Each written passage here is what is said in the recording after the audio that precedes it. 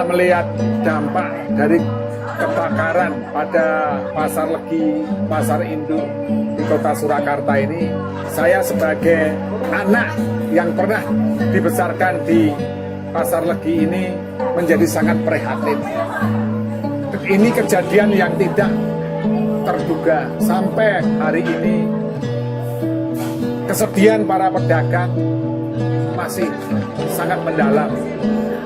Di tengah pastinya harapan dan keinginan-keinginan mereka. Di sisi lain,